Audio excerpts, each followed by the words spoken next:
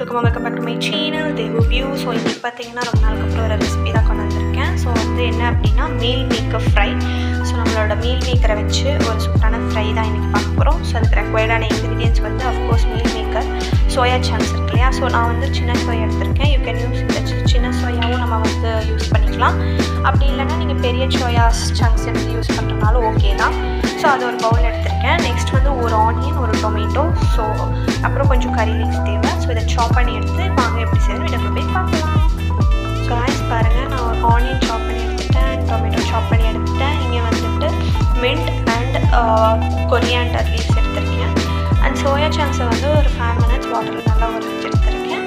So இதுதான் required thing. So இப்போ வாங்க வீடியோக்குள்ளே போய் இது எப்படி செய்யணும்னு பார்க்கலாம். வந்து ஸ்டவ்வில் கடாய் வச்சுருக்கோம். ஸோ இது வந்து நல்லா காயணும். நம்ம ஆயில் ஆட் பண்ணிக்கலாம். ஸோ இப்போ வந்து கடாய் நல்லா காய்ச்சதும் நம்ம இதில் ஆயில் வந்து ஆட் பண்ணியிருக்கோம். நான் வந்து 4 tablespoon of oil add பண்ணிக்கிறேன் காய்ஸ். இப்போ என்ன நல்லா காய்ச்சதும் நம்ம இதில் வந்துட்டு கடுகு போட்டுக்கலாம். கடுகு போட்டு நல்லா பொரியணும்.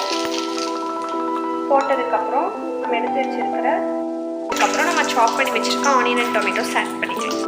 பாருங்கள், ஆனியன் ஓரளவுக்கு நல்லா வந்து சால்வேட் பண்ணி ஃப்ரை ஆனதுக்கப்புறம் நம்ம வந்து எடுத்து வச்சுருக்க டொமேட்டோஸை வந்து ஆட் பண்ணிக்கலாம். அதையும் ஆட் பண்ணிவிட்டு நல்லா வந்து ஃப்ரை பண்ணி வச்சுருங்க. ஸோ இது வந்து நல்லா ஒரு கோல்டன் ப்ரௌன் டெக்ஸ்சருக்கு வந்து ஃப்ரை ஆகும்.